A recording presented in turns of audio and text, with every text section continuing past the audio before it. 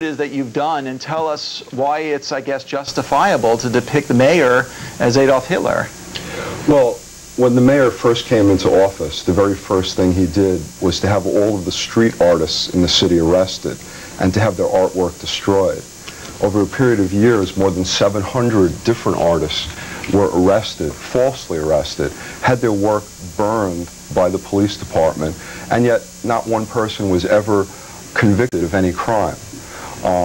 As I assumed the job of being the president of the street artist group, I began to do a lot of research into what was behind this and what was Mayor Giuliani really about. The man is a tremendous enemy of free speech, of civil liberties, and of freedom itself. And specifically in terms of art, in the course of our lawsuit, the briefs that he presented to both the federal court and the United States Supreme Court denied that art was worthy of First Amendment protection or even was communicative. Is Giuliani really the equivalent of a man who led to the annihilation of 6 million Jews? Well, I think most people, and I happen to be Jewish, associate Hitler only with the Holocaust, which is understandable. But Hitler became the Chancellor of Germany in 1933, long before the Holocaust started. And the very first thing he did in 1933, I can read you a one-sentence quote. He passed a law called the Decree for the Protection of the People and the State.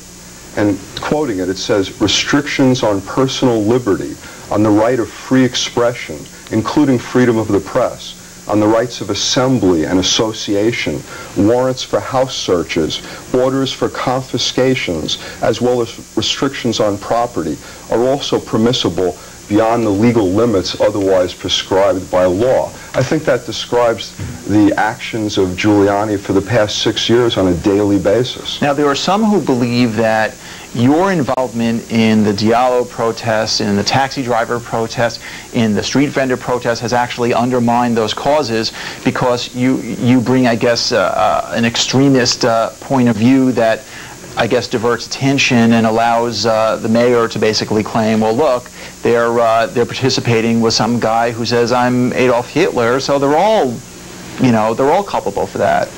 Well, the mayor in all of these issues, whether it's street artists or taxi drivers or community gardeners or CUNY students, always wants to find somebody else to blame the issue on and direct attention away from himself. The purpose of these portraits is to say that police brutality and all of these other issues are things that should be laid directly at Rudy Giuliani's door. He's the one that's creating these policies. Now, I had a previous conversation with you. We talked about the march across the Brooklyn Bridge, in which some leaders of that march actually wanted you, I guess, silenced and didn't want those signs just for that very reason, that Giuliani could just demonize them all as being in cahoots with you. Tell me about that.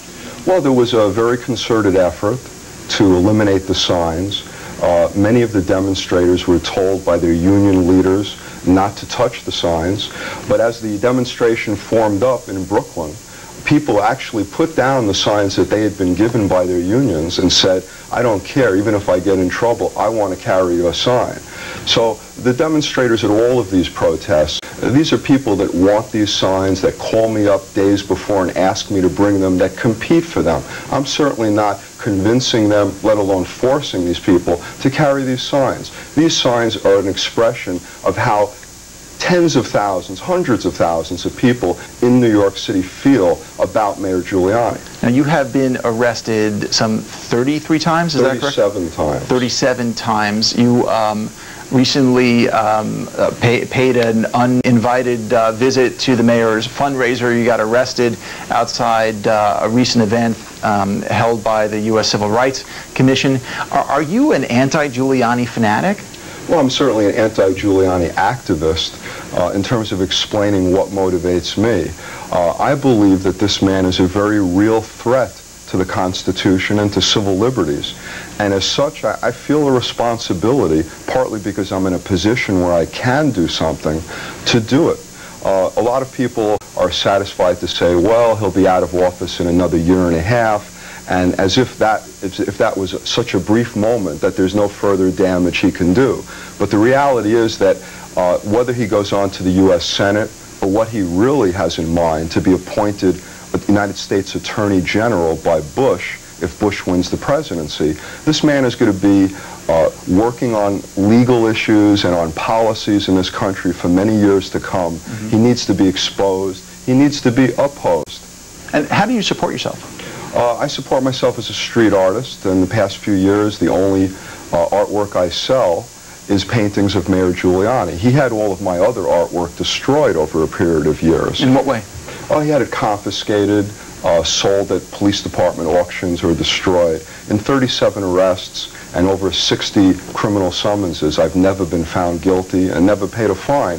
And these arrests are all false. A typical one is merely that at a legal protest, I stand and hold up one of these signs, and usually a police captain or someone from the NYPD Intelligence Division arrests me, charges me with some false charge. Many times the officers themselves admit to me on the way to the precinct, we know this is a false arrest, we're just following our orders, and they apologize to me. Now, just to paint a picture of the scope of your work, how many paintings do you think you have actually created depicting Giuliani as a demon one way or another? I've probably created something about 300 of them, at least half of which have been confiscated. Many of them were taken from me as I was painting them, preparing for various demonstrations. Mm-hmm. Now we're looking at some of your work here, which was featured in one of the Diallo protests, and as you can see, they were featured very abundantly, quite abundantly here, and there's I think that's you over there, one of those protests. Why do you think they've become so popular at these events? Well, part of the issue, part of the reason that they've become so prominent is it's ironic because it's the exact antidote to what Giuliani said in my court case. He said that art doesn't communicate ideas, and just the opposite.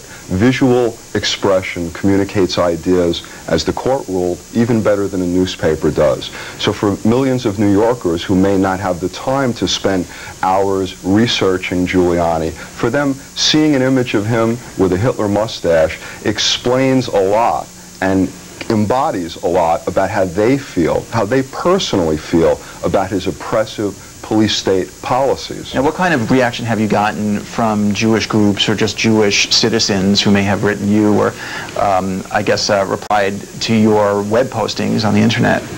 Well, until the mayor himself began to strenuously attack these images, I had received no criticism of any kind from Jewish groups. And in fact, not only liberal Reform Jews, but even conservative Jews, Orthodox, and even Hasidic Jews have bought these paintings from me.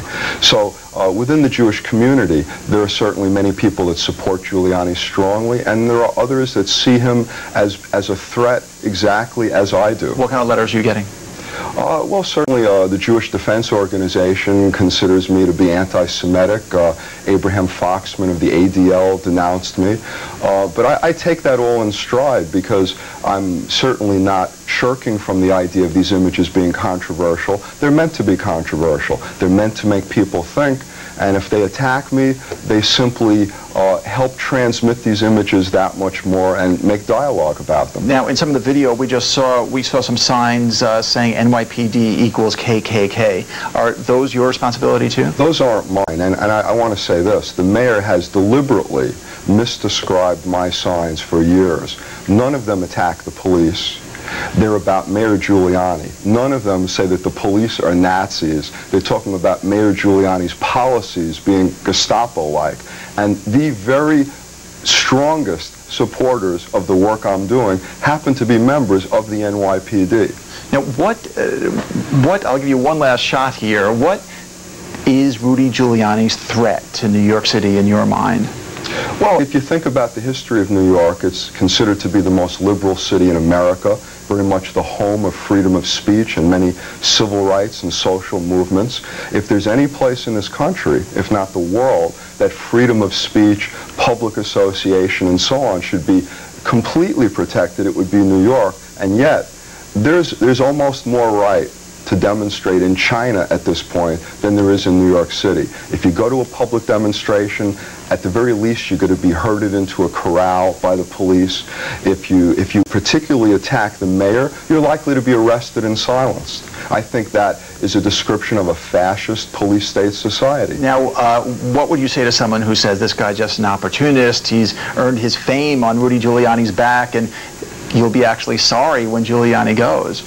Well, I was a street artist for my entire life, selling on the street. I'll be more than happy to go back to that when Giuliani's public career is finished. And anything that I can do to help that process along, I'm very happy to do it. All right. Robert Lederman, thank you very much for joining us tonight. It's time for a break. Stay with us.